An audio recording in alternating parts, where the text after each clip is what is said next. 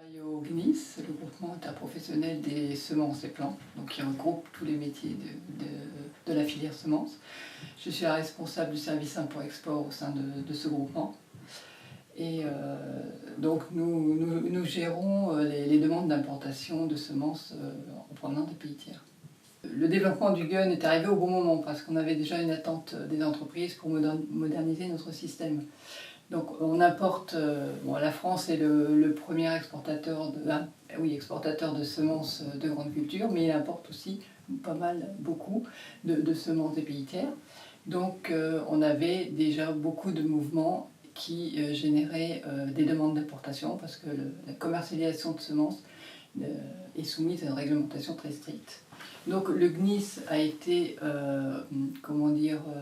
désigné par le ministère de l'Agriculture pour faire le contrôle de cette réglementation. Donc nous délivrons un visa d'importation aux entreprises qui importent sous présentation d'un certain nombre de documents. Autrefois, ça se faisait par des documents papier, donc qui nécessitaient beaucoup de temps dans les échanges entre l'entreprise et nous, donc l'envoi du document, le retour. Et aujourd'hui, avec le gun, on n'a plus du tout d'abord on n'a plus le papier, on a gagné beaucoup de temps parce que les entreprises font leurs demandes directement via un service extranet que nous avons développé. Et donc, ce qui a permis de développer également tout un système de téléservice où ils remplissent directement leurs demandes sur ce site internet.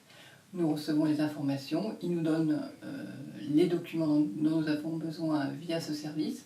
À ce moment-là, nous pouvons faire tous les contrôles nécessaires et si tout est bon, on délivre le visa.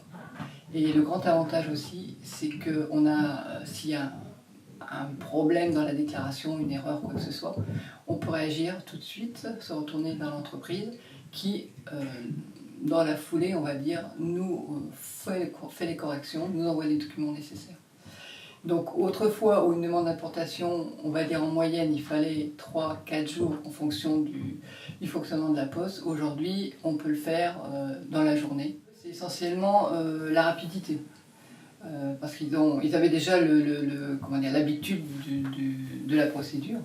Donc eux, c'est surtout la rapidité dans la délivrance des DI.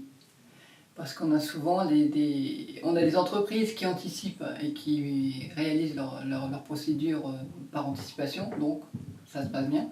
Et vous avez ceux qui ne prévoient pas, ou on a des nouvelles entreprises aujourd'hui qui arrivent, qui ne sont pas au courant.